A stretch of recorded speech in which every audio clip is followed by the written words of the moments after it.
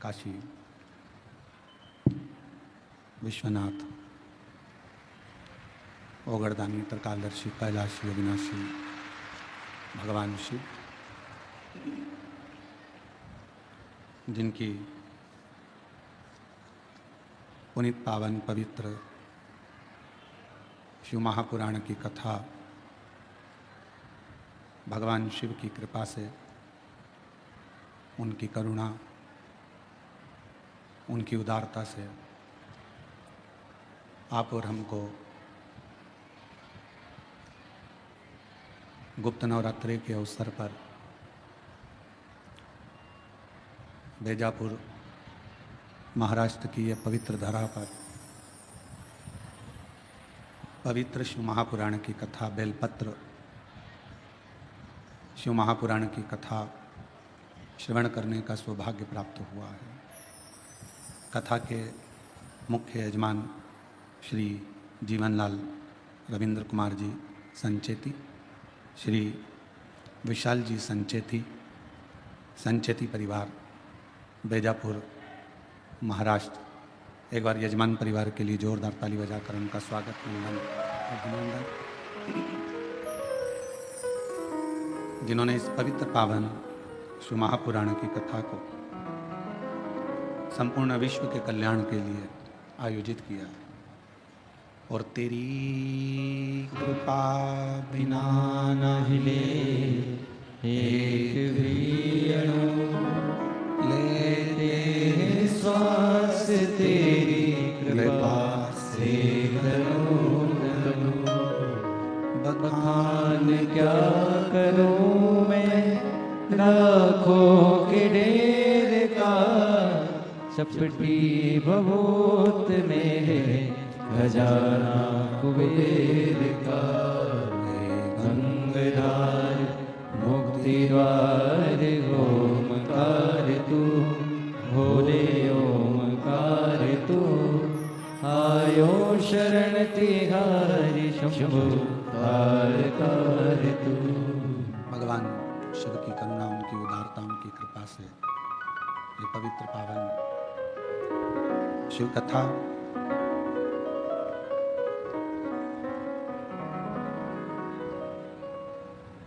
शिव हमारे शरीर में, हमारी आत्मा में, हमारे चित्त में और हमारी व्यवहारिकता में ऐसा कोई क्षण, ऐसा कोई पल, ऐसी कोई घड़ी नहीं जाती जिस समय पर शिव हमारे करीब में नहीं रहता।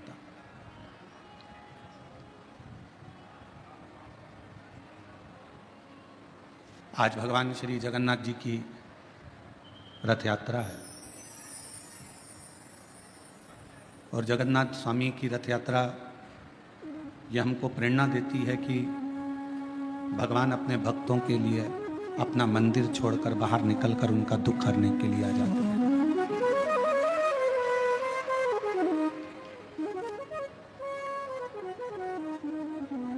केवल एक सनातन धर्म, एक ऐसा सनातन धर्म, एक ऐसा धर्म है जिस सनातन धर्म के अंदर एक विश्वास का प्रतीक भगवान को माना जाता है।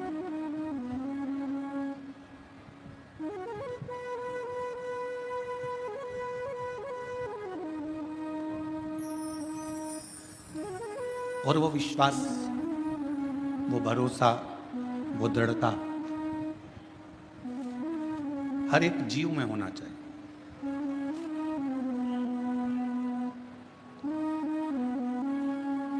जितना जितना भरोसा, जितनी जितनी दृढ़ता, जितना जितना विश्वास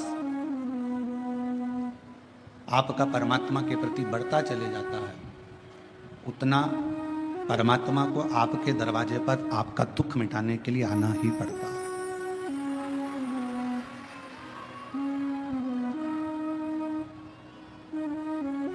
और ये विश्वास, ये भरोसा पीछे करें, ये विश्वास, ये भरोसा, ये दृढ़ता आपको परमात्मा के करीब में लेकर जाती है, भगवान के पास, उसके करीब तक ले जाने का कार्य आपका विश्वास करता है। पर कई बार देखा जाता है कि वो भरोसा, वो विश्वास कुछ देर तो रहता है, पर कुछ देर के बाद डिग जाता है।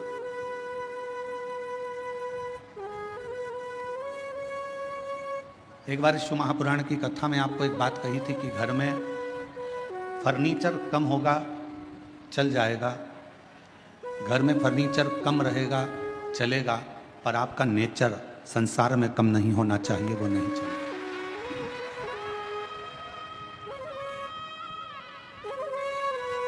थोड़ा सोफा सेट कम होगा, चलेगा, डिनर सेट कम होगा, चलेगा, हाफ सेट कम होगा, चलेगा, फुल सेट कम होगा, चलेगा, पर आदमी अपसेट नहीं होना चाहिए। मालूम पड़े कि उसकी जिंदगी में वो अपने धन है, वैभव है, संपदा है, सत्ता है, सब कुछ है, और व्यक्ति अपसेट है, तो क्या करोगे उस धन का, उस दौलत का, इस संपदा का, उस सत्ता का, कि जिसमें व्यक्ति का माइंड ही सेट नहीं, मन ही सेट नहीं।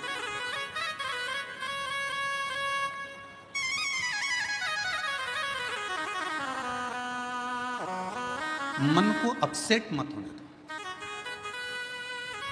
जब जब मन थोड़ा सा भी डोले, जब जब मन थोड़ा सा भी विचलित हो, या मन थोड़ा सा भी इधर उधर जाए, इस मन को शिव तक लेकर चलो।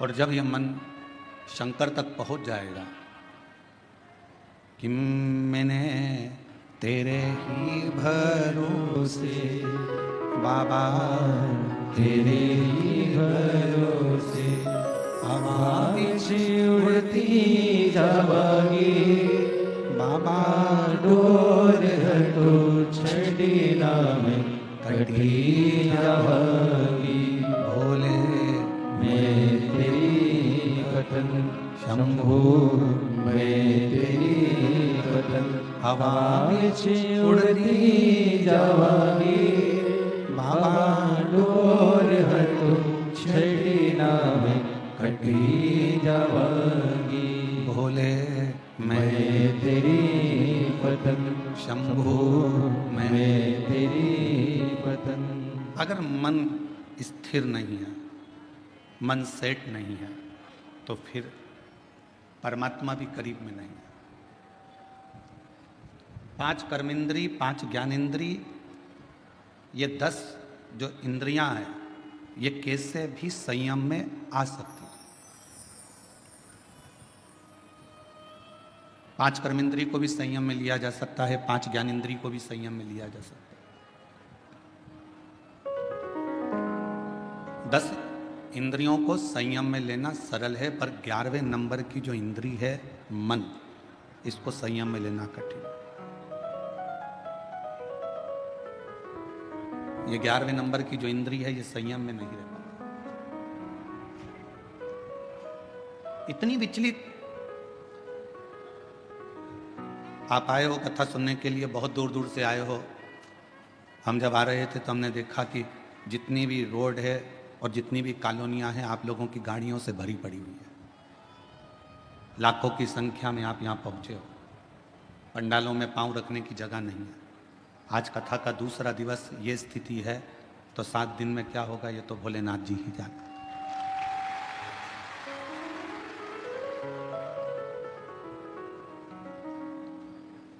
अब इतनी दूर दूर से आए हो, मोटरसाइकिल वाला मोटरसाइकिल चला रहा होगा, पति गाड़ी चला रहा होगा, तुम पीछे बैठी होगी, हमारा जीजा गाड़ी चला रहा होगा, जीजी पीछे बैठी होगी, तो कंधे पर हाथ रखकर बोल रही होगी धीरे चलाओ कीचड़ हो रहा है।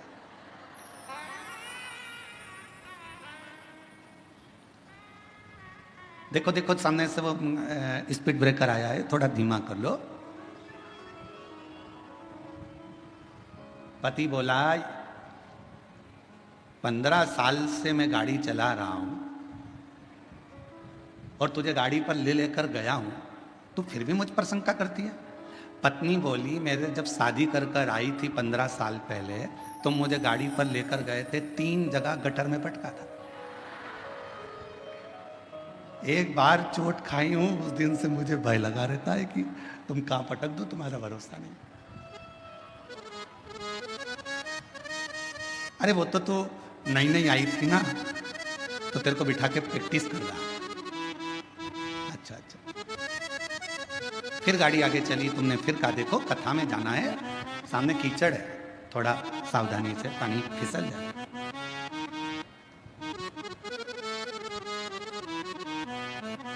ड्राइवर गाड़ी चला रहा है, तुम बाजू में बैठी हो और फिर कह रही हो, अरे भाई थोड़ा होले होले चला।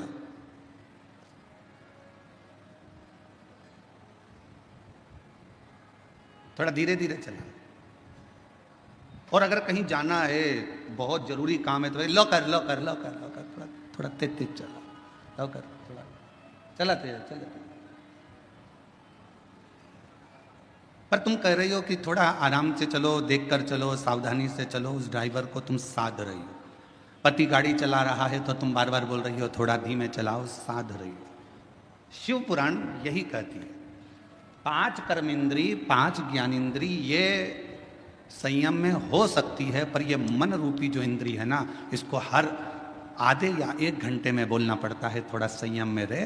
कथा में बैठे हो, मन कोई निकल कर गया, तुम्हारा मन फिर वहाँ चले जाएगा। किसी ने उधर से आवाज़ लगाई, तुम उधर देखने लगोगे। कोई चिल्लाया, तुमने उधर देखा। किसी ने कुछ बोला, तुमने उधर देखा। मन को फिर की इच्छा, कथा में लग जा, आराम से, ध्यान से। गाड़ी वाले को जैसे बार बार बोलती हो, वैसे अपने मन को भी थोड़ा संयम करने का प्रयास करो 3 घंटे की कथा में। ये कथा में मन लग।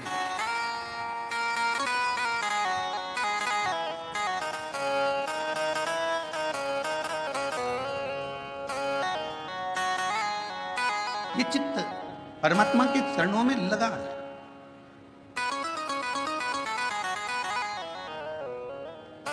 कल एक बहन जी ने प्रश्न लिखकर भेजा था, पत्र हम लेकर नहीं आए।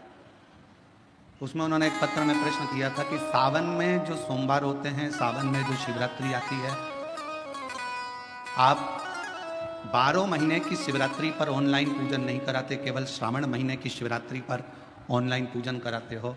ऐसा सावन की शिवरात्रि में या सावन के सोमवार में ऐसा क्या रहता है?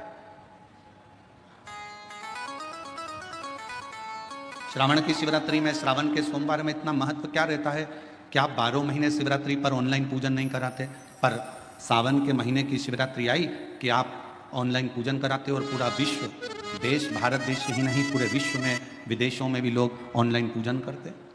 आखिर क्या रहता है?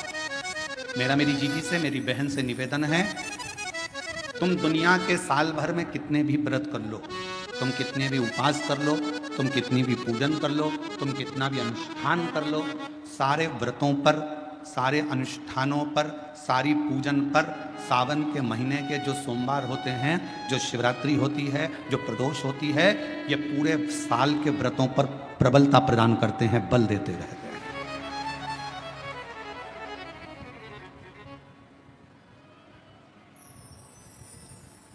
पर निवेदन है, सावन के सोमवार का व्रत करो, पर ऐसा व्रत मत करना कि तुम्हारे व्रत करने से परमात्मा को भी टेंशन हो जाए।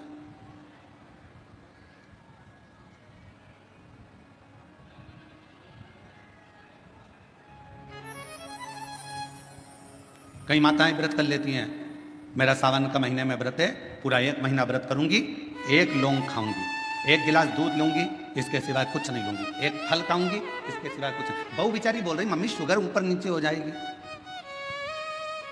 तुम्हारा बीपी ऊंचा नीचा हो जाएगा, तुम तो खाओ पियो। अब आपको पूरे महीने भगवान शंकर की आराधना भी करना है, पूजन भी करना है, अर्चना भी करना है, जाप भी करना है, कथा भी सुनना है, मंदिर भी जाना है, और मालूम पड़ा ऊपर से तुम बीमार पड़ गए। बीमार पड़ गए तो क्या मंदिर जा पाओगे? जम के तो बोलो नहीं। आराधना कर पाओगे? बैठ कर भजन कर पाओगे? कथा सुन पाओगे? नहीं। इसलिए व्रत ऐसा करना जिस व्रत में तुमको भी टेंशन नहीं, तुम्हारे परिवार को भी टेंशन नहीं, और भगवान शंकर को भी टेंशन नहीं, किसी को चिंता नहीं। तुम्हारे व्रत करने से किसी को परेशानी नहीं। मालूम पड़े तुम भोजन का त्याग कर दो, इसका त्याग कर दो, उसका त्याग कर दो, सब चीजों का त्याग कर दो और बीमार पड़ जाओ, तो शिव महापुराण की कथा कहती है ऐसा तप, ऐसी साधना किसी की। तुमरुका जी जब कथा कहने के लिए बैठे, चंचुला देवी ने तुमरुका जी से एक प्रश्न किया कि कथा सुनने का नियम क्या है? गीता प्रेस गोरखपुर की शिव महापुराण की कथा लेकर आना, उसमें पढ़ना शिव महापुराण कथा महत्तम। कथा को सुनने का नियम क्या है, यह भागवत में भी पूछा गया। परीक्षित ने सुखदेव जी महाराज से पूछा था कथा सुनने का नियम क्या है। शिव पुराण में चंचुला देवी तुमरुका जी से पूछ रही हैं कि कथा सुनने का नियम क्या है, क्या नियम है कथा सुनने का? तो कहा एक समय फलहार करो, शिव महापुराण की कथा को श्रवण करो, भागवत कथा को सुनो। इतना ना बने, एक समय फलहार करो, दूसरे समय भोजन करो, और शिव महापुराण की कथा को जरूर सुनो।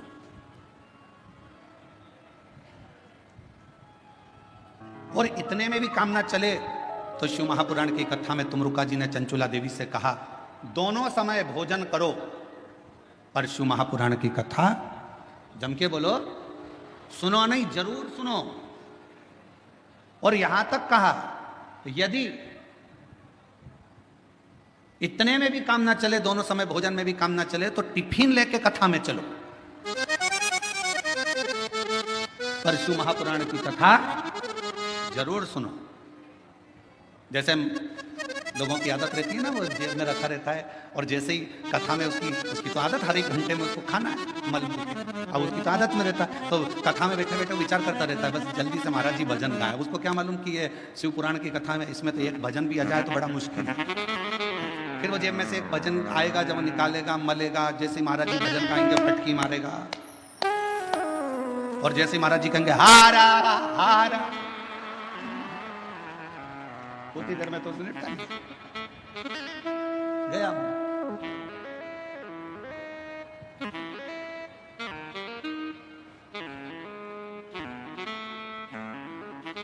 और दवा दुबू के इतनी शांति से बैठा, पड़ोसन को भी लग रहा है कितना अच्छा व्यक्ति है, आवाज तक नहीं आ रही है, उसको क्या मालूम मुंह में फंसा पड़ा है आवाज। अब ये तो शंकर जी जाने और वो जाने। उसकी पत्नी जानती थी तो उसने तुरंत कह दिया, खा लिया, झूठ बोल रहे, खाओ मेरी कसम। कथा चली रही और दोनों एक दूसरे की कसम खा रहे, खाओ मेरी कसम।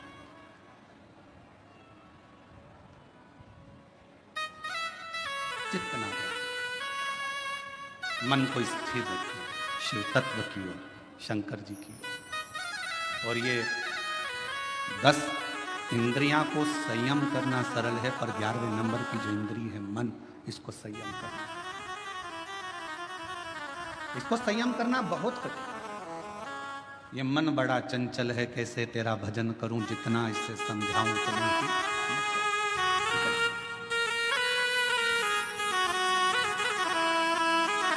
और भोले तेरे चरणों की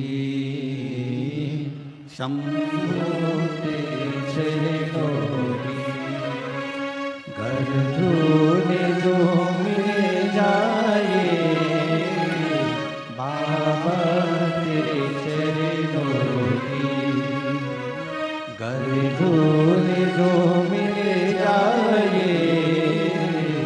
सच कहता हूँ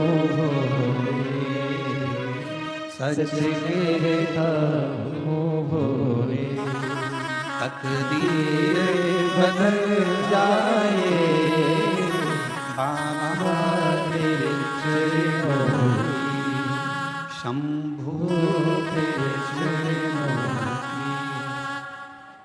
इस मन को संयमित करना ये दुनिया का सबसे कठिन बहुत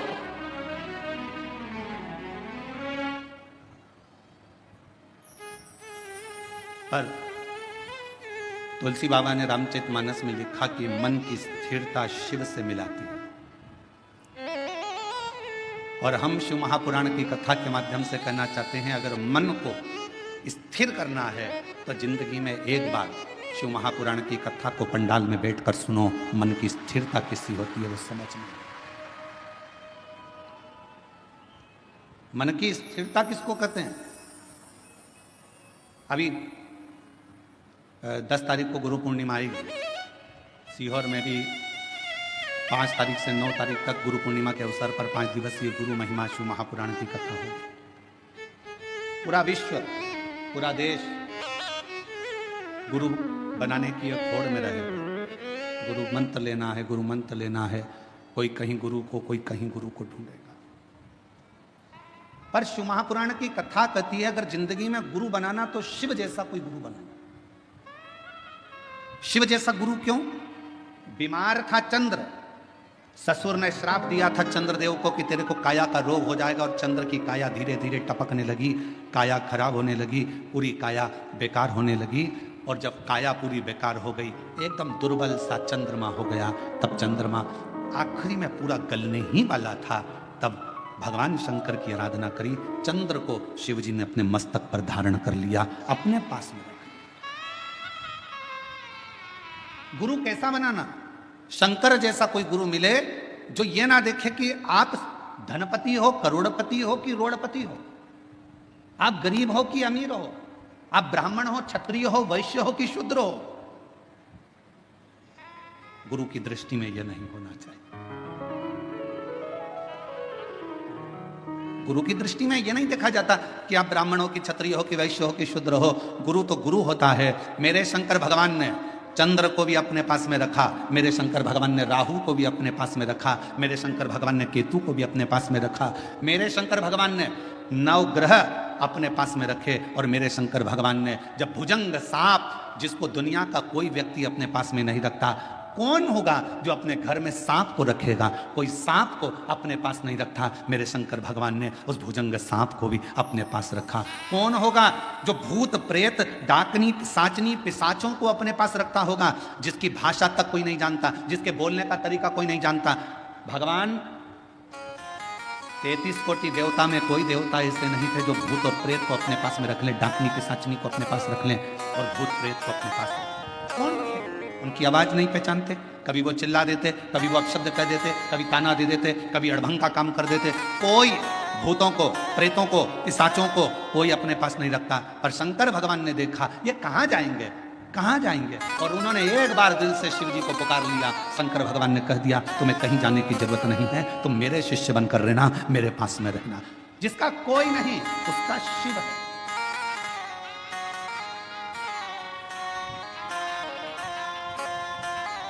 इसलिए पूरी दुनिया में केवल विश्व का एक ही नाथ है और उसका नाम विश्व, जम के बोलो, विश्वनाथ है।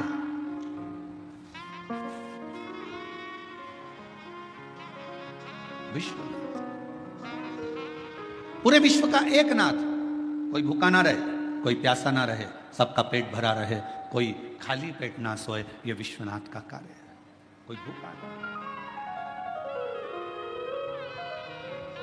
और शंभु शरणे पड़ी मांगो घड़ी रे घड़ी, दुख काटो दया करी दर्शन आपो। शंभु शरण पड़ी मांगो घड़ी रे घड़ी, दुख काटो दया करी पंढरपुर कौन कौन गया? हाथ उठाओ जरा। सब गए हो? हम भी गए। ठीक है। एक बार भगवान श्री हरि विट्ठल से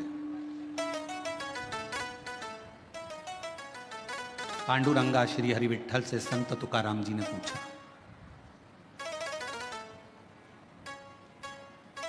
संत तुकाराम जी ने कहा, हाथ जोड़कर पांडुरंगा के सामने संत तुकाराम जी बैठ गए श्री हरि विट्ठल के सामने। माजा विट्ठल, माजा विट्ठल, माजा विट्ठल, विट्ठल। अब चौथा दिन हो गया। फिर संत तुकाराम जी से पूछा गया कि तुम हमेशा आते थे, दर्शन करते थे, भजन करते थे, कीर्तन करते थे, फिर चले जाते थे, पर आज 4 दिन हो गए तुम्हारे मुख से विट्ठल विट्ठल, पांडुरंगा विट्ठल विट्ठल विट्ठल बंद ही नहीं हो रहा। चौथा दिन पूरा निकल गया, 5वां दिन आ गया, माजा विट्ठल, माजा विट्ठल, माजा विट्ठल।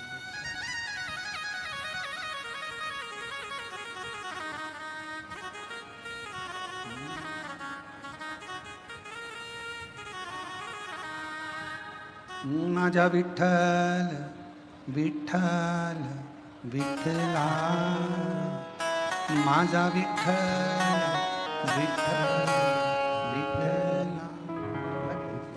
4 दिन निकल गए। 5वां दिन आ गया। अब कोई पूछने के लिए नहीं आया। अब संत तुकाराम जी से पूछने के लिए स्वयं हरि विट्ठल मंदिर छोड़कर बाहर आ गए चौक में।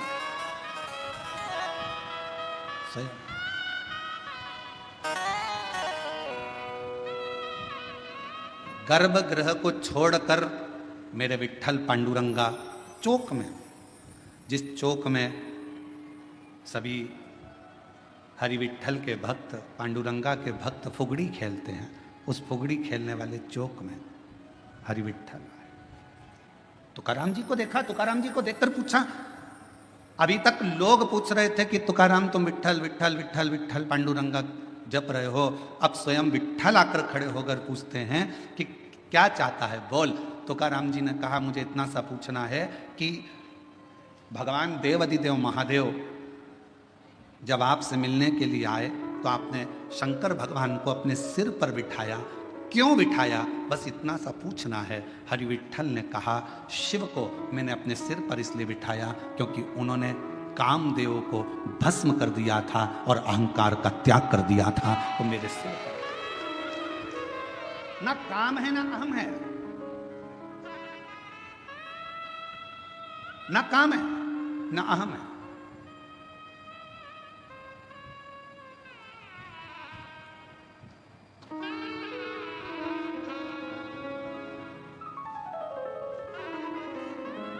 एक लाइन किसी की काव्य की सुनी थी, जो खानदानी रईस हैं वो मिजाज रखते हैं नर्म अपना। मेरे शंकर भगवान के पास में कुबेर का खजाना है, इसलिए उसको कुबेरेश्वर महादेव कहते हैं, कुबेर भंडारी कहते हैं। भगवान नारायण को भी अगर लक्ष्मी दी है तो मेरे शंकर भगवान ने दी। माता लक्ष्मी जी की मां ख्याति देवी लक्ष्मी जी का विवाह तो शिव जी से करने वाली थी, पर लक्ष्मी जी का विवाह जब शंकर जी से होने वाला था तो शंकर जी ने मना कर दिया था, मैं विवाह नहीं करूंगा। क्यों? क्योंकि ये लक्ष्मी जी नारायण को चाहती हैं, इसलिए ख्याति देवी आप अपनी बेटी को भगवान विष्णु को ब्याह दो। शिव की कृपा से लक्ष्मी जी नारायण को मिली है।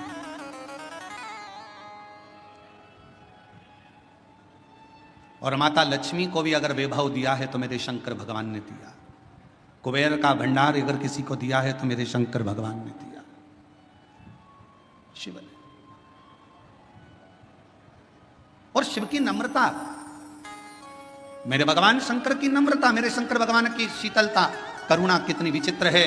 कोई आया भंगेड़ी कहकर चले गया, कोई आया गंजेड़ी कहकर चले गया, कोई आया अब शब्द कहकर चले गया, कोई ने कह दिया यह पशुओं का देवता है, इसका नाम पशुपतिनाथ। अगर पशुओं के देवता हैं, पशुपतिनाथ हैं, तो भगवान राम जी को भी रावण से जब युद्ध लड़ना था तो भगवान राम जी ने भी तप कर कर शंकर भगवान से वो पाशुपत्य अस्त्र को प्राप्त किया था।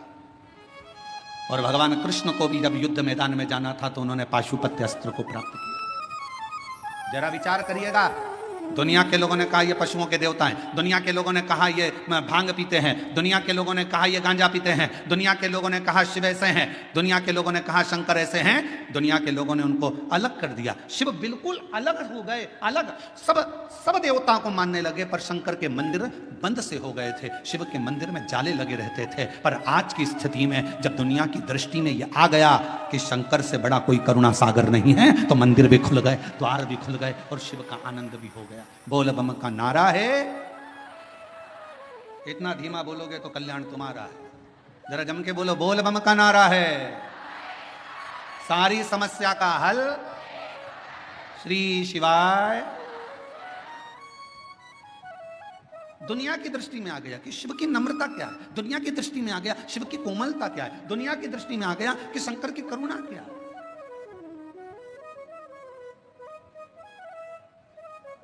और ये सबको मालूम है, जो शंकर को जल चढ़ाता है उसका कल जरूर बदलता है। जिसको अपना कल बदलना है उसको जल चढ़ाना प्रारंभ कर देना चाहिए, जरूर। और तेरी कृपा का क्या है भरोसा, कब किस पर हो जाए, जरा सी हम पर कर दो, ओ जरा सी हम पर कर दो। जिस पर भी हो गई तेरी कृपा करुणा, वो भव पार हुआ, भव पार हुआ। पापी हो चाहे जितना उसका भी बाबा उद्धार हुआ, उद्धार हुआ। गिद्ध अजामिल गणिका जैसे तेरे मन को भाई, जरा सी हम पर कर दो, ओ जरा सी हम पर कर दो। तेरी कृपा का क्या है भरोसा, कब किस पर हो जाए, जरा सी हम पर कर दो। हमने कल भी कथा में कहा था, कोई पूर्वजों का पुण्य प्रबल होता है। आपके पिता, आपके दादा, आपके परदादा, आपकी माता, आपकी दादी, आपकी परदादी, आपकी धर्मपत्नी की माता, आपकी धर्मपत्नी की माता, उनकी दादी, दोनों पक्ष, एक धर्मपत्नी के मायके का पक्ष और एक पति के पूरे पक्ष, ये दोनों के 71 पीढ़ी का जब पुण्य प्रबल होता है तब किसी परिवार में एक बार शिव महापुराण की कथा हो पाती है।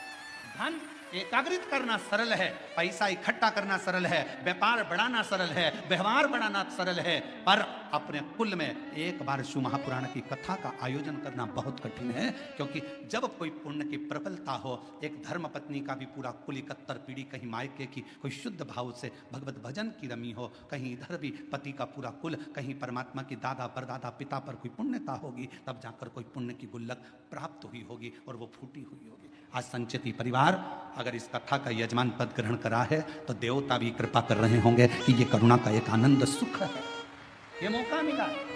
और शिव महापुराण की कथा करवाना कोई सरल विषय नहीं, इतनी अड़चने आती है क्योंकि शंकर की कथा है, ये कोई साधारण कथा नहीं है। शंकर भगवान विष्णु जी का विवाह हुआ, तारीख निकली, तिथि निकली, पल निकला और भगवान विष्णु का लक्ष्मी जी के साथ में मां लक्ष्मी जी के साथ विवाह हो गया। ब्रह्मा जी का विवाह ब्रह्माणी के साथ हो गया, इंद्र का विवाह इंद्राणी के साथ हो गया, और शंकर भगवान के विवाह की तारीख निकली, तिथि निकली, समय निकला, इतनी बजे फेरे होंगे, इतनी बजे विवाह होगा। शंकर भगवान की शादी उतनी बजे हुई नहीं, जो तिथि थी, जो तारीख थी, उस पर शादी नहीं हुई। 15 दिन निकल गए, सारी बारात खड़ी थी। शंकर भगवान से पूछा क्या विचार है, शादी वादी करना है कि नहीं करना है। शंकर भगवान बोले मेरा पाउडर का डिब्बा घूम गया, जब तक पाउडर का डिब्बा नहीं मिलता तब तक मैं तैयार नहीं होऊंगा, और तैयार नहीं होऊंगा तब तक मैं शादी करने नहीं जाऊंगा। अब पाउडर का डिब्बा कौन सा, इंतजार करा। 20 दिन के बाद आवाज आई, राम नाम सत्य है, राम नाम सत्य है। शंकर भगवान कहने लगे तैयारी कर लो बारात ले जाने की, मेरा पाउडर का डिब्बा आ गया, पाउडर का डिब्बा। और जो मुर्दा आया जला, भस्म तैयार हुई, शिव जी ने धारण करी, नंदी पर सवार होने लगे। नंदी पर बैठे 33 कोटि देवता नगाड़े बजा रहे, दुमदुमियां बजा रहे, भगवान शंकर नंदी पर बैठे। नंदी पर भी बैठे तो उल्टे, नंदी का मुंह इधर था, शंकर जी का मुंह उधर था। इंद्र ने जाकर ब्रह्मा जी से कहा, ऐसी कोई बारात अच्छी लगेगी? शिव जी का मुख उधर है और नंदी का मुख इधर है, जरा पूछो तो सही ऐसे क्यों बैठे हैं? ब्रह्मा जी ने जाकर कहा, आपकी शादी हो रही है, कम से कम सीधे तो बैठ जाओ। शंकर भगवान बोले, हमारा कोई बाप नहीं, हमारा कोई भाई नहीं, बारात कैसे देखेंगे? आगे से नंदी देखेगा, पीछे से हम देखेंगे, इसलिए उल्टे बैठे।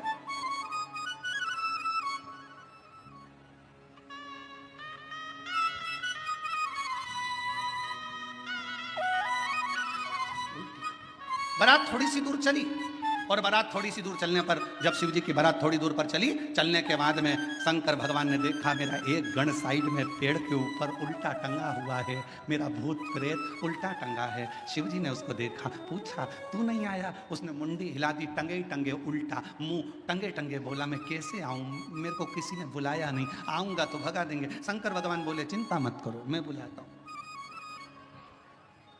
शिव जी ने डमरू खड़काया, देवताओं ने आकर कहा, तुम्हारी शादी हो रही है, बैंड बाजे हम बजा तो रहे हैं, तुम्हें बजाने की जरूरत क्या? शंकर भगवान बोले, शादी मेरी तो बाजे भी मैं ही बजाऊंगा।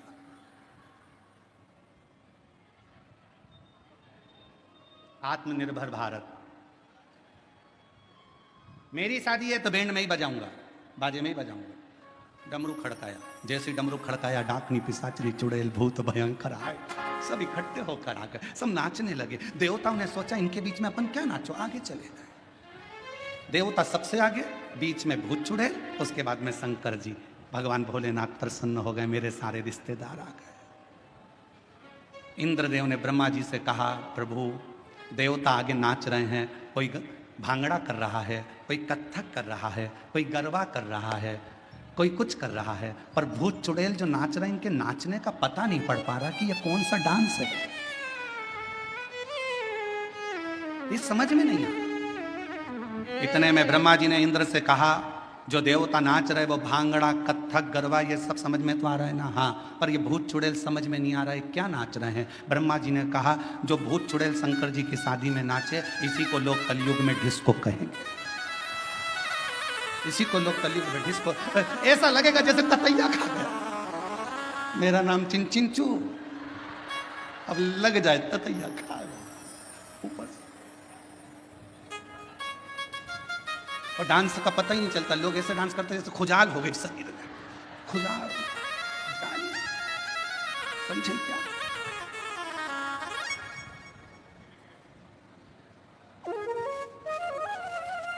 इसी को डिस्को, इसी को डिस्को।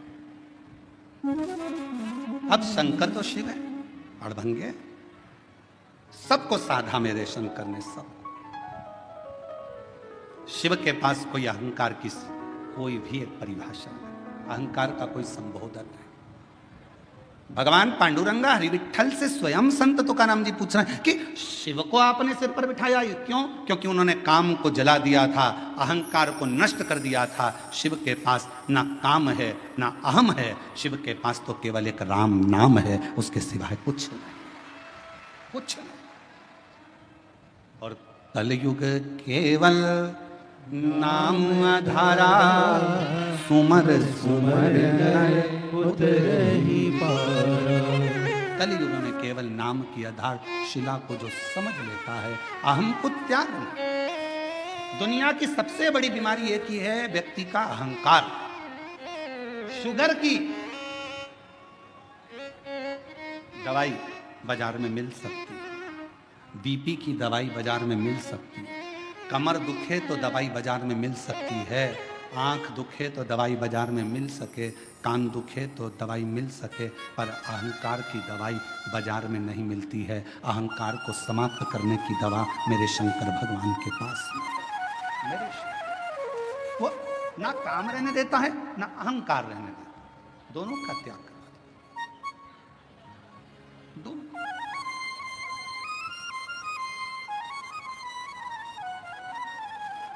तुम जाकर देखो,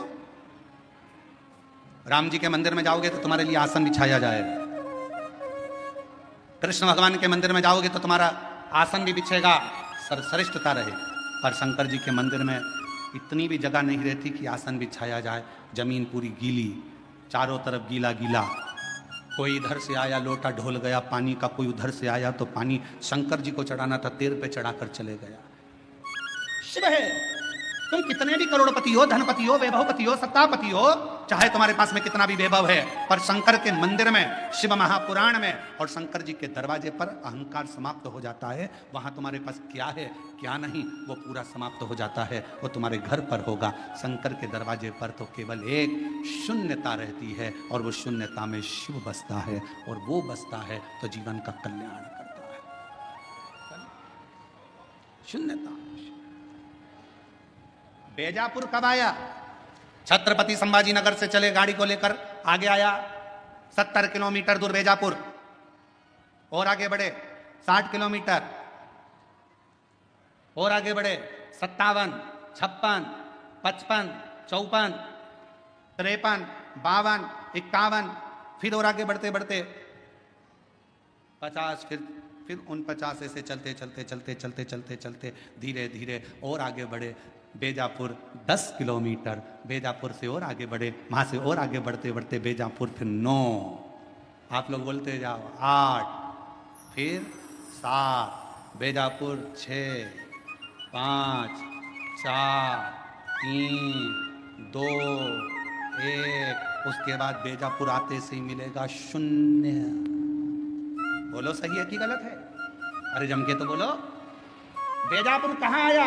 जहां 0 आया, 0 आया, समझ लो वहां बेजापुर आ गया। छत्रपति संभाजी नगर यहां से जा रहे हो, चलते चलते 70 किलोमीटर से बढ़ते बढ़ते 10 किलोमीटर पे पहुंचे, 10 से 9, 8, 7, 6, 5, 4, 3, 2, 1, और बाद में 0 आ गया। छत्रपति संभाजी नगर आ गया। पुणे गए, चलते चलते 0 आ गया। बेंगलोर गए, चलते चलते 0 आ गया। मुंबई गए, चलते चलते 0 आ गया, तो मुंबई आ गया, पुणे आ गया। 0 पर स्थान नियुक्त है। उसी तरह जब तुम्हारे भीतर एक शून्यता, ये कुछ भी मेरा नहीं है शिव शंकर सब तेरा है, जब एक शून्यता आकर खड़ी हो जाएगी, समझ लेना तुम शिव के दरवाजे पर आ गए और शिव तुम्हारे हृदय में आकर विराजमान हो गया। शून्य है।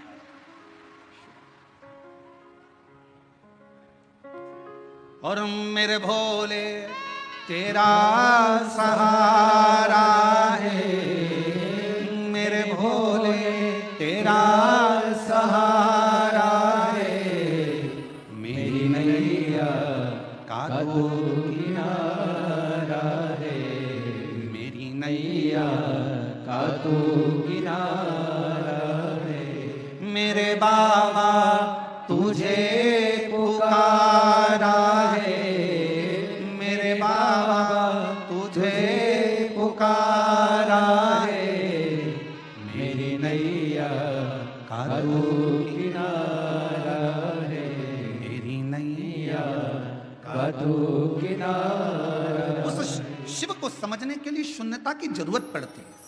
हमारे नासिक क्षेत्र में, हमारे महाराष्ट्र में प्याज बहुत होता है। बोलो सही है कि गलत है? काय की खेती ज्यादा हो रही है? प्याज की। और हमने देखा जब हम लोग कथा करने के लिए जा रहे थे, शाहदा गए, नासिक गए और भी जगह, छत्रपति संभाजी नगर आए, जब आ रहे थे, जा रहे थे, तो हमने देखा वहाँ पर प्याज के बड़े बड़े, बहुत बड़े बड़े गोडाउन टाइप के बने, और उन प्याजों के लिए इतने सारे पंखे चल रहे थे। पंखे, तो हमने गाड़ी रोकी, हमने पूछा क्यों भैया ये पंखे क्यों लगाए? तो कहा ये प्याज के लिए पंखे लगाए। बोलो सही है कि गलत? प्याज के लिए पंखे क्यों लगाए? तो कहा अगर सड़ जाएगा, गर्मी रहती है तो अंदर से सड़ जाता है, तो पंखे लगाना जरूरी है। फिर हमने देखा कि एक खटिया पर एक पिताजी बैठे थे और वो एक पुष्टे से हवा कर रहे थे। तो हमने पूछा भैया ये कौन है? तो क्या हमारे बाप हैं, हमारे पिता। तो हमने कहा प्याज के लिए तुमने 50 पंखे लगाए, बाप के लिए एक भी पंखा। तो फिर उस गोडाउन वाले ने पूछा तुम कौन हो? हमने कहा सीहोर वाले। अच्छा मिश्रा जी? हमने कहा। उन्होंने कहा हमारा नाम लेके तुम कहीं बोलना मत ही। हमने कहा कसम से नहीं बोलेंगे, तुम्हारा नाम तो लेंगे ही नहीं, पक्का। वो तो आज कथा में बेजापुर में बात निकली तो बोल दिया, पर नाम नहीं बोलूंगा, और तुम बोलोगे तो बोल भी दूंगा, नाम नहीं। लगाए प्याज के लिए 50 पंखे, बाप के लिए पुष्टा। और ये चमक ये दमक फूलवन में महक सब कुछ सरकार तुम्हारे पिता से तो है। बाप के लिए भी एक पंखा लगा सकते थे तो जीवन का एक आनंद प्राप्त हो जाता। ये सब बहुत बहुत विचारणीय है। कभी मौका लगे तो हमारे सीहोर में आकर देखो, हमारे बाबा के धाम पर, कुबरेश्वर धाम पर वृद्ध माताओं के लिए, बुजुर्गों के लिए, आम भक्तों के लिए जो वहाँ भोजन प्रसाद होता है, मेडिकल व्यवस्था होती है, चिकित्सा व्यवस्था होती है, बच्चों के लिए जिनके पास एजुकेशन का पैसा नहीं होता उनके कॉलेज की फीस, स्कूल की फीस सब वहाँ से जमा होती है। बच्चों के पास जिनके पास किताबें कॉपियाँ नहीं होती, समिति उनको किताब कॉपी स्कूल की दिला देती है। उनकी ड्रेस नहीं होती तो ड्रेस दिला दे। कभी देखो भाव की मूर्ता, सारी डिग्रियां सारा वैभव पृथ्वी वाले देखेंगे। तुम्हारी डिग्रियां चाहे डॉक्टर की हो, कलेक्टर की हो, एसपी की हो, आईजी की, डीआईजी की, चाहे कमिश्नर की, तहसीलदार की, पटवारी की, सारी दुनिया की जितनी डिग्रियां होती हैं, इंजीनियर, सीए, सारी डिग्रियां केवल पृथ्वी पर चलेगी। वहां तो एक ही डिग्री चलेगी, तूने अपने माता पिता की सेवा कितनी करी, तूने भूखे को भोजन और प्यासे को पानी कितना पिलाया, वहां एक ही डिग्री देखी। वहां नहीं देखा जाएगा कि तेरे पास डिग्री कौन सी थी। नहीं साहब मैं इंजीनियर, नहीं साहब मैं मजिस्ट्रेट, नहीं साहब मैं इस फलाना कोर्ट का मजिस्ट्रेट हूँ, मैं इतनी बड़ी पदवी पर रहा हूँ। भगवान भी कह देगा नीचे बैठे थे, फालतू बात करना मत, नीचे चले डिग्री, ऊपर चले तेरे कर्म, कर्म के सिवाय ऊपर कुछ नहीं चलता। इसलिए फिर निवेदन, मत बुरे कर्म कर बंदे वरना पछताएगा, भगवान की आंखों से तो बच नहीं पाएगा, तू बच नहीं पाएगा। ऊपर जाते से ही कह दिया जाएगा तेरा क्या होगा रे कालिया,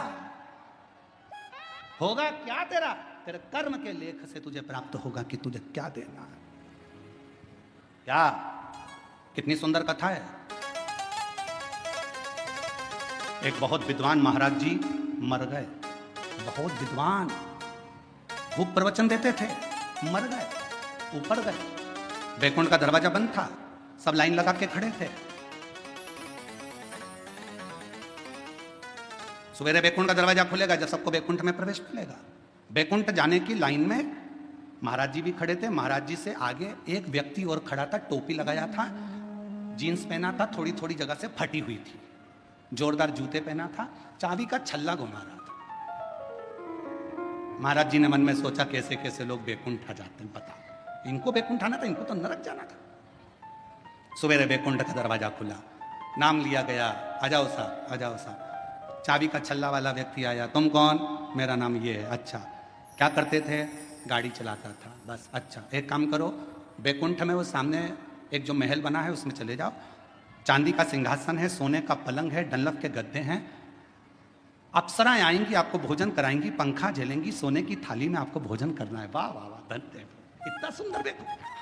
पंडित जी ने सोचा, प्रवचन देने वाले महाराज ने सोचा, जब एक ड्राइवर को इतना अच्छा रूम मिल सकता है तो मुझे तो, मैं प्रवचन देता हूँ। आओ, तुम कौन, मैं प्रवचन देता हूँ। एक काम करो, वो सामने जो टूटा हुआ जो झोपड़ा है उसके अंदर चले जाओ, आटा रखा है, खुद की रोटी बनाना खाना, सब्जी बोना खाना। इतने में तो पंडित जी चिल्लाने लगे, मैं प्रवचन देने वाला, मैं कथा कहने वाला, इतना बड़ा महाराज, इतना बड़ा महाराज, और उस गाड़ी के ड्राइवर को तुमने एसी का रूम दिया और मुझे टूटा हुआ झोपड़ा। इतने में धर्मराज ने कहा, यहाँ पर न्याय चलता है। महाराज जी बोले, न्याय नहीं, यहाँ न्याय चलता है, पैसा चलता है, रिश्वत चलती है, तुमने उससे कुछ ले लिया होगा, यहाँ फालतू बात मत करो, यहाँ न्याय चलता है। तो न्याय कैसा, मैं इतना प्रवचन देने वाला, मुझे टूटे झोपड़े में भेज दिया, वो गाड़ी चलाने वाला, उसको एसी का रूम दे दिया, डनलप का गद्दा, चांदी का पलंग, सोने का सिंहासन, सोने की थाली में रोटी, ये कैसे हो सकता है। इतने में धर्मराज ने कहा, भाई यहाँ कर्म देखा जाता है। महाराज वो गाड़ी चलाता था, बस को चलाते चलाते बस इतनी तेज चलाता था कि अंदर जितने बैठे रहते थे सब हनुमान चालीसा पढ़ते थे। जय हनुमान के अनुगुण सागर, जय कपीसरी लोक उजागर, रामदूत अतुलित बल रामा, अंजनी पुत्र पवन सुत रामा, महावीर विक्रम बजरंगी। कांपते, राम नाम लेते, भगवान को पुकारते। इसलिए वो मरा तो उसको एसी का रूम मिला। महाराज तुम प्रवचन देते थे तो लोग दीवार से टिक टिक के सोते थे, इसलिए उसको वैकुंठ में एसी का रूम और तुमको टूटा झोपड़ा मिला।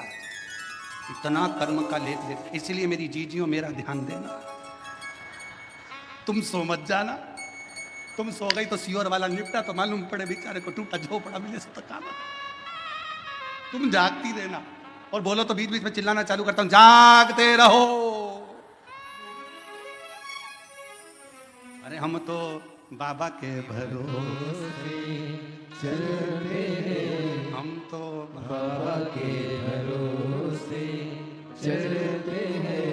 ये दुनिया वाले जलते हैं, ये दुनिया वाले जलते हैं। भोले बाबा के भरोसे चलते हैं, ओ घड़दानी दानी के भरोसे चलते हैं, डमरू वाले के भरोसे चलते हैं, काशी वाले के भरोसे चलते हैं। शिव के पास ना काम है ना अहम है। काम भी दूर, अहम भी। और जिसने काम का भी त्याग कर दिया, अहम का भी त्याग कर दिया, वहां मेरे हरि विठ्ठल उसको अपने शिव अपने सिर पर बिठा लेते हैं।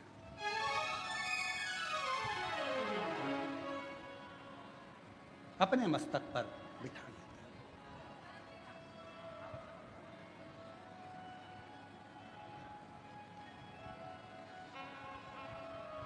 फिर कोई आडंबर, कोई दिखावा कुछ नहीं रहता, केवल शिव रहता है।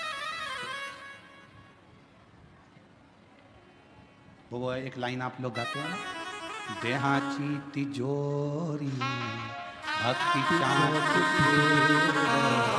उघड़दार देवासा, उघड़दार देवा, उघड़दार देवासा, उघड़दार देवा।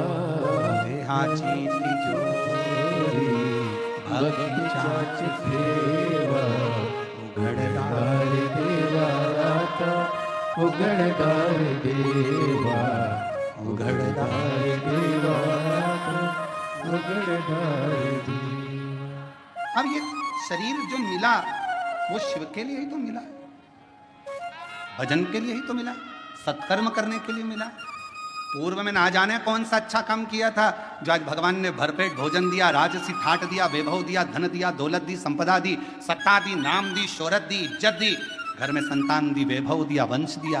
ये पूर्व का कोई कर्म करा होगा, नहीं तो तुम्हारे नाम के तो कितने पैदा हुए, तुम्हारे साथ में ना जाने कितने पैदा हुए। एक ही हॉस्पिटल में कितने बच्चे उसी तारीख को, उसी तिथि को, उसी पल में, उसी घड़ी में कितने पैदा होते हैं। क्या सब करोड़पति बन जाते? क्या सबका नाम चल जाता? नहीं, तुम्हारे पूर्व में तुमने कुछ अच्छा कर्म करा था तो आज बाबा ने दिया है, आज कर कर जाओगे फिर बाबा दे देगा, और फिर कर कर जाओगे फिर दे देगा। नहीं तो एक ही नाम के राम सिंह राम सिंह राम सिंह नाम के ढेर, भानु प्रताप भानु प्रताप भानु प्रताप ढेर। 15 तारीख को जितने जन्म लिए 15 को ढेर सारे जन्म लिए। 9:15 पर जितने जन्म होंगे 9:15 पे ना जाने कितने करोड़ बच्चे जन्म होंगे, कितने लाखों जन्म होंगे। पर तुम्हारे ऊपर शिव की कृपा हुई है तो मतलब कहीं ना कहीं तुम्हारा पूर्व का कर्म अच्छा कहा। कोई पिछले जन्म के अच्छे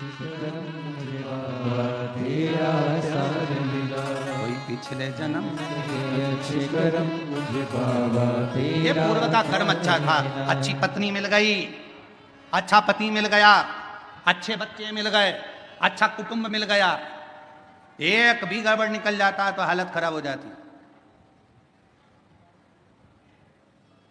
मकान बनाने के लिए अच्छे मिस्त्री की जरूरत होती है और घर के लिए अच्छी स्त्री की जरूरत होती है। मिस्त्री गड़बड़ निकल जाए तो छत पे पानी भरा ही रहता है और स्त्री गड़बड़ निकल जाए तो मुंह फूला ही रहता है। बहुत ध्यान देने वाला विषय।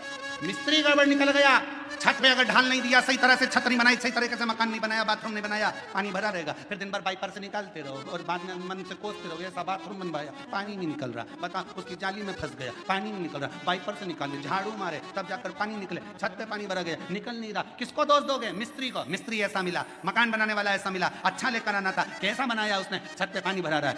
मिस्त्री और स्त्री ये दोनों का श्रेष्ठ होना जरूरी है। मिस्त्री अगर अच्छा है तो मकान अच्छा बनता है, और स्त्री अगर अच्छी है तो घर अच्छा बनता है, परिवार अच्छा बनता है, कुटुंब अच्छा बनता है। दोनों की समता होना चाहिए, दोनों की श्रेष्ठता होना चाहिए, और ये श्रेष्ठता आपके भीतर हो। शिव कथा कर रही है, भगवान शंकर का चरित्र कराए, भगवान ओघड़दानी का चरित्र कह रहा है। भगवान हरि विठ्ठल का चरित्र कह रहा है, मेरे शंकर भगवान का चरित्र कहता है, शिव तत्व कहता है। जब माँ पार्वती मैया बाल्यावस्था में थी तब भगवान शंकर की आराधना में लीन रहती थी। आराधना और शिव की कृपा से, शंकर की करुणा से, उनकी उदारता से पार्वती मैया के तेज पुंज से एक प्रकाश, उस प्रकाश से जल और उस जल से बेलपत्र का वृक्ष प्रकट हुआ। बेलपत्र और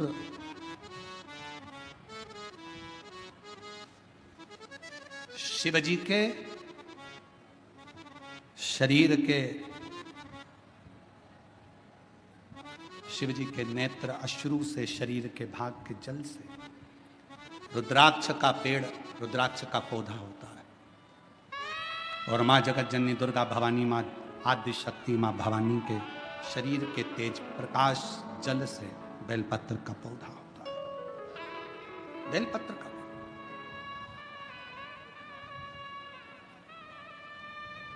पूरे विश्व के जितने श्रोता शिव जी के, शंकर जी की पवित्र कथा को सुन रहे हैं, आपसे निवेदन है, चातुर्मास के 4 महीने में एक नियम बनाओ। मैं ज्यादा कुछ ना कर सकूं तो 4 महीने में कम से कम 4 पौधे मैं बेलपत्र के जरूर लगाऊंगी। कहीं ना कहीं बेलपत्र का वृक्षारोपण जरूर करूंगी। क्यों? मान लो हम चले भी गए और हमारे परिवार के लोग मान लो शंकर जी की पूजा नहीं कर पाए, भगवान शिव की आराधना नहीं कर पाए, भगवान शंकर की भक्ति ना कर पाए, तो मेरे द्वारा लगा हुआ यह बेलपत्री का पौधा बड़ा होगा, कोई ना कोई इसकी पत्ती तोड़कर शिव जी को चढ़ाएगा। कम से कम मेरे कुल का उद्धार होगा, मेरे वंश का उद्धार होगा, मेरी पीढ़ी का उद्धार। लगाओ। हम ज्यादा पौधे लगाने का नहीं बोल रहे आपसे तो 4 महीना चतुर्मास के 4 पौधा लगाने का एक बना लो कि मुझे एक बेलपत्री का पौधा हर महीने लगाना है। और वो पौधा ऐसा मत लगाना जैसा दुनिया के राजनेता लगाते हैं, सुबह लगाते हैं शाम को बकरी खा जाती है, ऐसा पौधा ना लगाइए। बुरा लगे तो बोल देना, रे भाई हो, हमारी बात का लोगों को बुरा बहुत लगता है इसलिए अभी बोल दे रहे हैं, क्षमा मांगते हो। ऐसा पौधा ना लगाइए कि सुबह लगाया शाम को बकरी खा गई, नहीं। पौधे का ध्यान देना है जाकर, और पौधा इतना सा भी मत लगाना कि उसको पनपने में टाइम लगे। थोड़ा बड़ा करो अपने घर के अंदर, एक गमले में लगा लो, 2-3 महीना बड़ा कर कर पौधे को, जैसे एक बेटी को पाल पोस कर बड़ा करते हो, बच्चों को बड़ा करते हो, ऐसे बेलपत्र के पौधे को बड़ा करो, उसको खूब परवरिश करो, फिर उसको कहीं ऐसी जगह जाकर लगाओ जहां तुम अगर पानी भी ना दे पाओ तो उसको कम से कम पानी मिलता रहे और वो बड़ा होकर भगवान शंकर के ऊपर उसकी एक बेलपत्र चढ़ती रहे, ऐसा भाव रखो। पेड़ पौधे तो बहुत लगते हैं, रोज मीडिया पर भी आता है, इतने पौधे लग गए, इतने पौधे लग गए, मालूम पड़े वो पौधे फिर दिखे ही ना, तो क्या मतलब? पौधे लगाओ, ज्यादा नहीं तो एक लगाओ, पर सुरक्षित लगाओ। लगना चाहिए कि तुम्हारा लगाया गया पौधा। बेलपत्र का पौधा माता पार्वती जी के द्वारा प्रकट किया गया। बेलपत्र के वृक्ष की गणना करी गई। बेलपत्र के वृक्ष की जो जड़ होती है उसमें मां गौरी का स्थान होता है।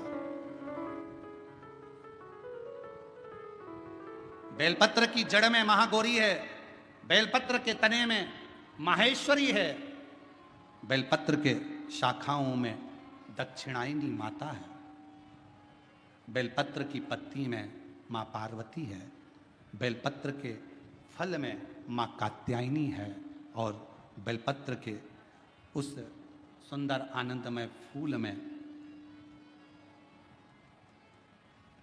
उस फूल के अंदर मां गौरी विराजमान है। ऐसा पूरा बेलपत्र के वृक्ष की गणना करी गई। चाहे शाखा हो, जड़ हो, बेलपत्र के पूजन का कितना भी एक पत्र आया है, अच्छा है, देखिए।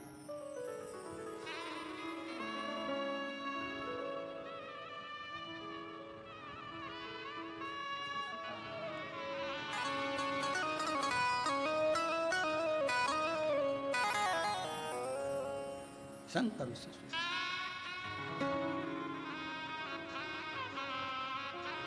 कोई साधारण नहीं है बेलपत्र का पौधा। बेलपत्र का वृक्ष, एक बहुत सुंदर कथा आती है शिव महापुराण। जब आप लोग ओमकारेश्वर की कथा को सुने थे तो हमने वहां पर भी कहा था कि अगर जमीन पर पड़ी हुई एक बेलपत्र अगर आपको दिख जाए तो उसको उठाकर कहीं विसर्जन में डाल दो, पर उसको पांव के नीचे मत डाल दो। वो बेलपत्र का केवल पत्ता नहीं है, उसमें मेरा महागौरी आद्य शक्ति 64 योगनिया, मेरा शिव और शक्ति उस बेलपत्र के पत्ते में सदा विराजमान रहे, सदा।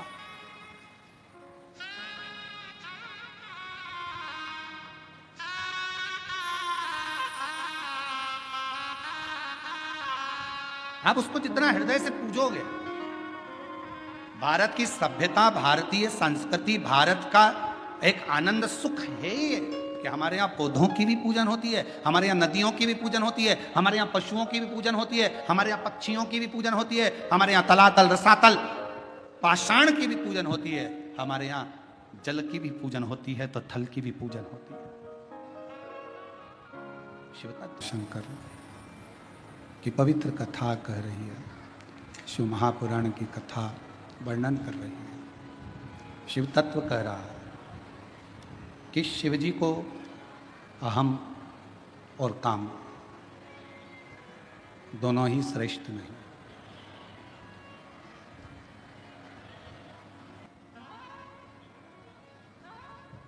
और आखिरी में जब बकरी मर गई, शेर का भी अंत समय आ गया, जब उसके प्राण छूटे तो देवलोक में जब वो गया तो आखिरी में दोनों को, बकरी को भी और उस सिंह को भी, पृथ्वी पर दूसरी बार जन्म नहीं लेना पड़ा, वो शंकर के धाम में चला गया। शिव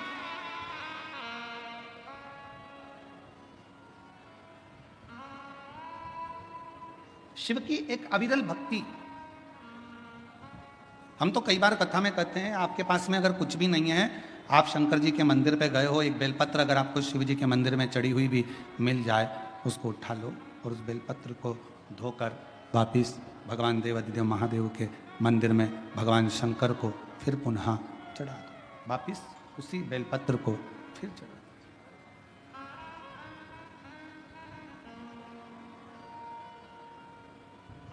और कई बार त्रिगुणाकार, त्रिकालदर्शी, त्रिनेत्रधारी, त्रिपुंडधारी, त्रिशूलधारी मेरे देवादिदेव महादेव को चढ़ाने के लिए अगर मंदिर में तुम्हें बेलपत्र मिले भी ना तो अपने हाथ की 3 उंगलियों का स्पर्श भगवान शंकर को कर लीजिए और शिव के नाम का उच्चारण कर लीजिए। शिव उस बेलपत्र को स्वीकार कर लेते हैं। भाव,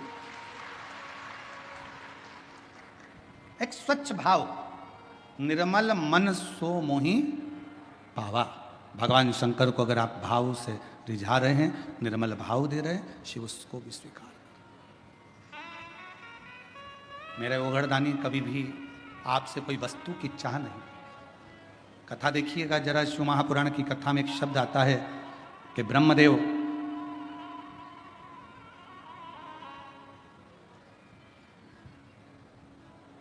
भगवान नारायण के सामने जाकर कहते हैं कि मैं शिव को नहीं स्मरण करता।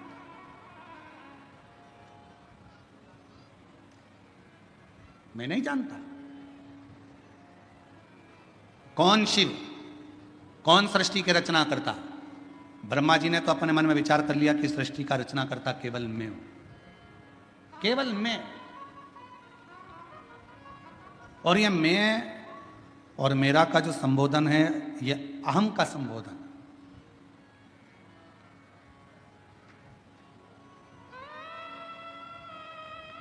महाराज,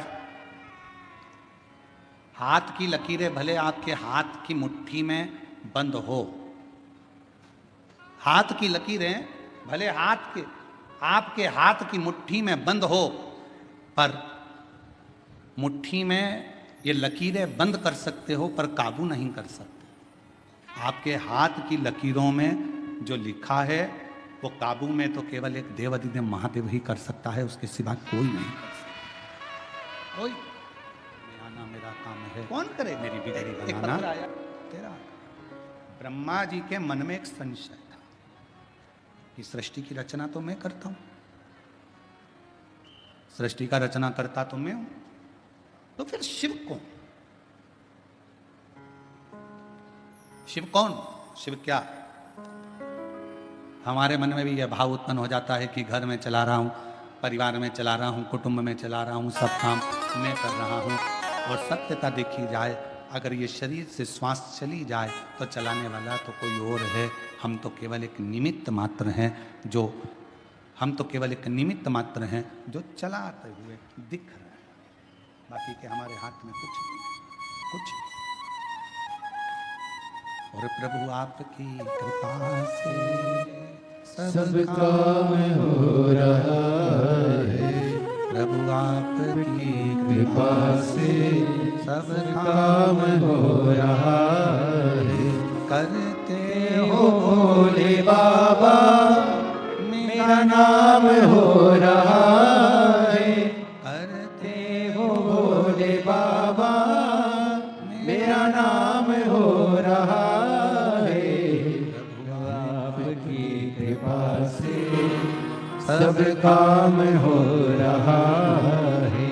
भोले आपकी कृपा से सब काम हो रहा है। हम केवल एक निमित्त हैं, आप केवल निमित्त हैं। करने वाला तो वो है जो कर रहा है। ब्रह्मा जी के मन में संशय उत्पन्न होता है। एक बड़ा सारा पर्वत था, उसको घुमाया, अग्नि का एक खंभ प्रकट हो गया, शिवलिंग की आकृति का।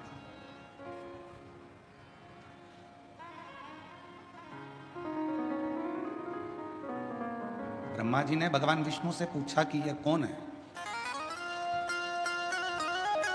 भगवान नारायण ने कहा यही शिव है।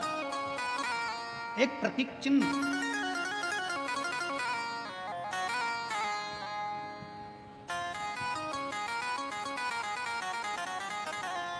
एक शिवलिंग की आकृति देखकर ब्रह्मा जी ने कहा ये शंकर है, ये शिव है।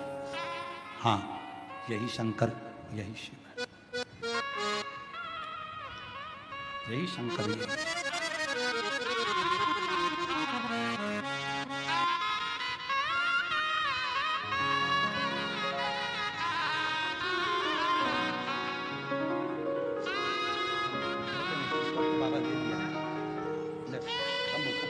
प्रणाम करो बाबा को, प्रणाम करो जल्दी से, प्रणाम। 17 साल के बाद हुआ है, एक बार जोरदार ताली।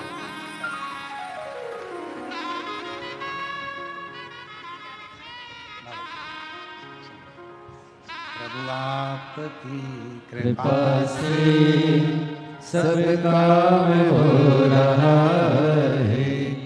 करते हो भोले बाबा मेरा नाम हो रहा है।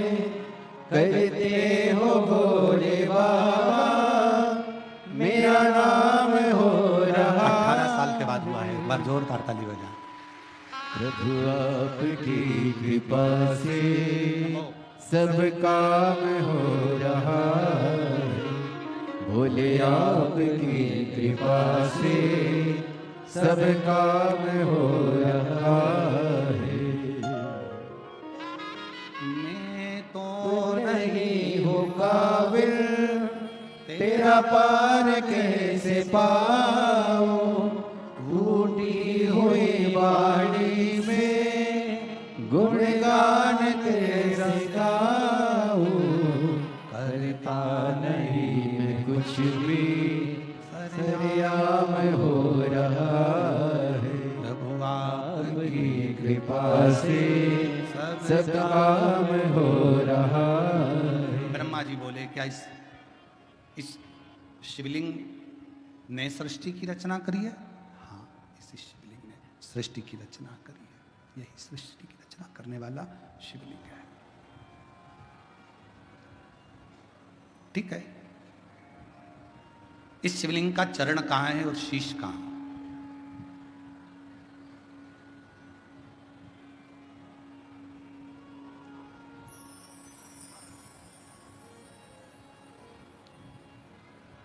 वीर शैव लिंगायत संप्रदाय में एक छोटा सा शिवलिंग गले के अंदर चांदी की डिब्बी में रखा रहता है। किसी वीर शैव लिंगायत संप्रदाय के किसी भी एक शिव भक्त से आप पूछें कि आपके गले में जो ये शिवलिंग रखा हुआ है, आपके गले में जो ये शिवलिंग डला हुआ है, ये क्या देता है, आप क्या प्रदान करते हैं? तो वीर शैव लिंगायत संप्रदाय के प्रत्येक माताएं, बच्चे, पुरुष आपको कहेंगे, हमारे गले में हमारे गुरु ने जो ये शिवलिंग दिया है, ये शिवलिंग हमें कहीं ना कहीं, किसी ना किसी रूप में तकलीफों से लड़ने का एक बल प्रदान करता है और अपनी मंजिल तक पहुंचाने का कार्य करता है।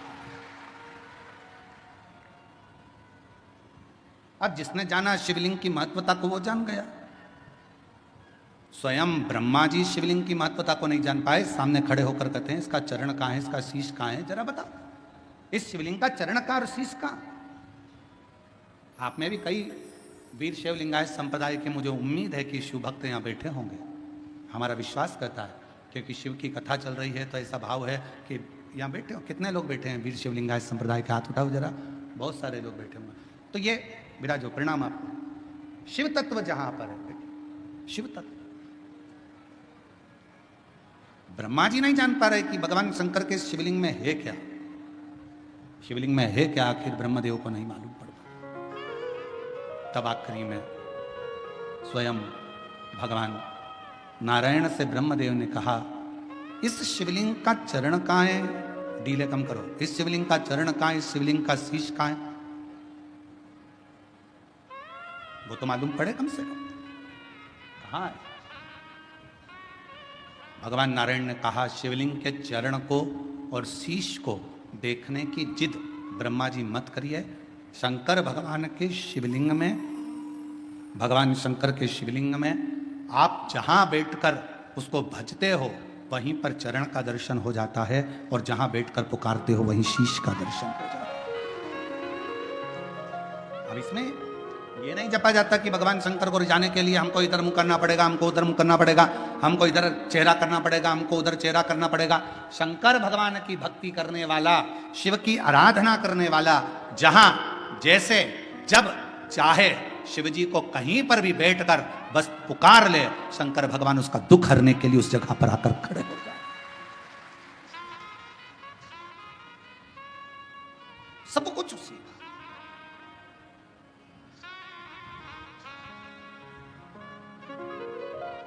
सोमवार तेरा है, मंगलवार तेरा है, लो संभालो भोले जी परिवार तेरा है।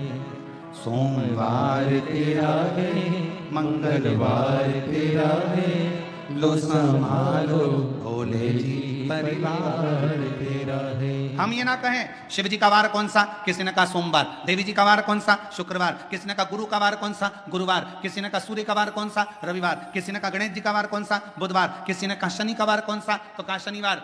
हमने केवल देवताओं को वारों में बांट दिया, पर शिव महापुराण की कथा कहती है शंकर भगवान का केवल एक वार नहीं है। शंकर भगवान तो नित्य प्रति, तुम जिस दिन पुकारना चाहो, जिस वार को पुकारना चाहो, चाहे वार में पुकारो, चाहे परिवार में पुकारो, शंकर भगवान हर वार को तुम्हारे सम्मुख में आकर खड़ा हो सकता है।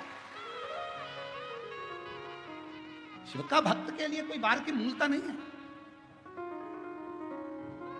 अरे कितना सुंदर कहा, शंकर भगवान ये नहीं देखते कि मुझे सोमवार के दिन ही मंदिर से बाहर निकलना है।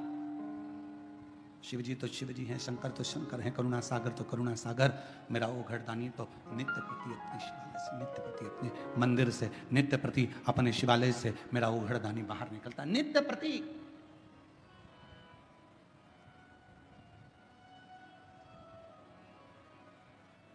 आप तो हर पल उसको स्मरण करिए।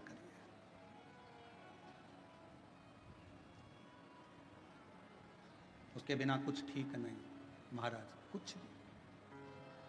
एक पत्र अच्छा है,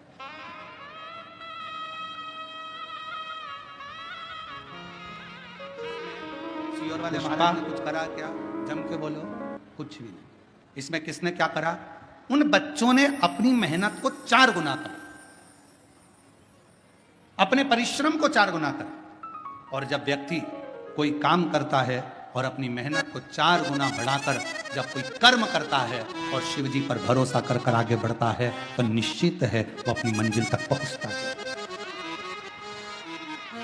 आपका काम ही ना करो, बैठे ही रहो, सोचो कि मेरी दुकान चली नहीं रही, दुकान चली नहीं रही, व्यापार चली नहीं रहा, फैक्ट्री चली नहीं रही, काम करो नहीं, मेहनत करो नहीं, और दूसरे को दोष दो। पत्रिका वाले को बुलाओ, पत्रिका दिखाओ, वास्तु वाले को दिखाओ, वास्तु दिखाओ, नग वालों को बुलाओ, नग पहन लो, सबसे पूछ लो क्या हो गया। कोई कहेगा वास्तु का दोष है, कोई कहेगा पितृ का दोष है, कोई कहेगा काल सर्प दोष है। अपने अंदर का दोष देख नहीं रहे कि अपना भी तो दोष है, कि अपन अपना एसी का रूम छोड़कर थोड़ा बाहर निकलें तो सही, थोड़ी मेहनत 4 गुना बढ़ाए तो सही, व्यापार को 4 गुना करे तो सही। जब अपनी लगन, अपनी मेहनत, अपना परिश्रम जब हम 4 गुना बढ़ाते हैं, तो एक ना एक दिन अपनी मंजिल तक पहुंच कर ही रहते हैं। थोड़ा बढ़ाओ, थोड़ा करो मेहनत, थोड़ा परिश्रम करिए। ब्रह्मा जी के संशय को भगवान विष्णु ने मिटाने के लिए कह दिया, हाँ है, मैं सिर देखने जा रहा हूं। ब्रह्मा जी बोले मैं चरण देखने जा रहा हूं। भगवान नारायण बोले चरण मालूम था मिलना नहीं है, वापिस आ गए। शीश देखने ब्रह्मा जी गए, गौ माता को लिया, केतकी के पुष्प को लिया, दोनों को लेकर आ गए, दोनों को सामने खड़ा कर दिया, भगवान नारायण की साक्षी में, भगवान विष्णु की साक्षी में। ब्रह्मा जी ने पूछा भगवान विष्णु से, क्या आपको शिव जी का चरण मिला? भगवान नारायण ने मना कर दिया, चरण नहीं मिला।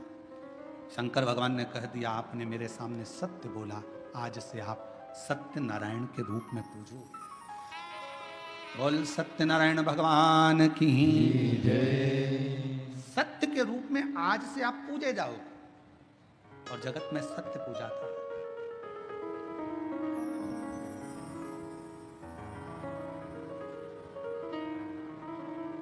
थोड़ा सत्य का जीवन जी। ब्रह्मा जी से पूछा, क्या आपको शिव जी के शीश का दर्शन हुआ? हाँ। ना मानो तो पूछ लो केतकी के फूल को। केतकी के पुष्प ने झूठ बोल दिया। शिवलिंग में से आकाशवाणी हो गई, ये केतकी का फूल झूठ बोलता है। श्राप देता हूं, भगवान शिव बोले, ये केतकी का पुष्प शंकर पर कभी नहीं चलेगा। गौ माता ने झूठ बोला। शिव जी ने कहा, सारा शरीर पवित्र रहेगा पर मुख अपूज्य रहे। भारत की भूमि पर सारे मंदिरों की परिक्रमा आगे से होती है। कन्यादान, अन्नदान, वस्त्र दान, मुद्रा दान, स्वर्ण दान, भूमि दान, जो भी दान होता है वो आगे से होता है। भारत की भूमि पर केवल एक दान गौ माता का जो होता है वो आगे से नहीं, गाय की पूंछ पकड़कर पीछे से किया जाता है, क्योंकि गौ माता ने झूठ बोल दिया। एक झूठ गौ माता बोल दी थी, एक झूठ। और किस लिए? केवल एक रोटी के चक्कर में, कि घर में पहली रोटी बनेगी तो गाय तेरे को मिलेगी। तुझे झूठ बोलना है शंकर भगवान के सामने चलकर। और शिव जी के सामने जाकर गौ माता ने झूठ बोल दिया कि ब्रह्मा जी को शंकर भगवान का शीश दिख के दर्शन हो गए। बस वो झूठ गौ माता के लिए शिव जी ने कह दिया, गौ माता तू जगत की मां होकर तूने झूठ बोला। सारी परिक्रमा आगे से, गौ माता की परिक्रमा पीछे से चालू होती है, पीछे विराम होती है। झूठ। और सुन, हे ब्रह्मदेव सत्य बोलो। ब्रह्मा जी ने कहा यह आकाशवाणी झूठी है। शंकर भगवान ने अपने पांव के नख को तोड़ा, फेंका, काल भैरव प्रकट करा, जाओ ब्रह्मा का सिर काट दो। ब्रह्मा जी का सिर कटा, कटा हुआ सिर लुढ़कता गया। ब्रह्मा जी के कटे हुए सिर से जो रक्त बहा, उससे कर्मनाशा नदी प्रकट हो गई। आज भी कर्मनाशा नदी भारत की भूमि पर उत्तर प्रदेश में बहती है। भारत की भूमि पर केवल एक नदी ऐसी है जिसके पानी को कुत्ता भी नहीं पीता है, पक्षी भी उसमें चोंच नहीं डालता, वो कर्मनाशा है। क्यों? क्योंकि कर्मनाशा में अगर हमने हाथ धो लिया, पानी का छींटा ले लिया, तो वो कर्मनाशा का जल ऐसा है कि वो हमारे पूर्व में किए हुए सारे कर्मों का नाश कर देता है। कटे हुए ब्रह्मा जी के शीश को देखा तो कहा, इसको कुछ कृपा करो। नारायण बोले तो बट वृक्ष बड़का। कौन पूछेगा वट वृक्ष? शिव जी ने कहा कि मैं स्वयं वट वृक्ष की छांव में बैठूंगा। इस वृक्ष की छांव में मैं बैठूंगा तो मेरा नाम बटकेश्वर महादेव। शिव जी का एक नाम बटकेश्वर महादेव हो गया। भगवान ओघड़दानी बड़ के पेड़ की छांव में बैठे जनमानस का कल्याण करने के लिए। शिव तत्व भगवान शंकर ओघड़दानी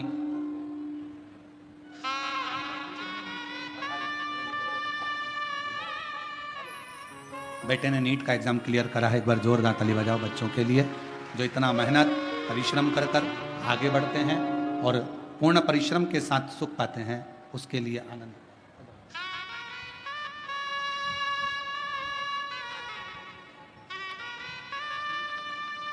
बेटी ने नीट का एग्जाम क्लियर करा, उसके लिए एक बार जोरदार ताली बजाओ। साधु शिव तत्व कह रहा, सृष्टि का वर्णन आया, भगवान शंकर ने अर्धनारीश्वर स्वरूप का दर्शन कराया। अर्धनारीश्वर भगवान हमारे बीच पधार रहे हैं, जोरदार ताली बजाकर स्वागत वंदन।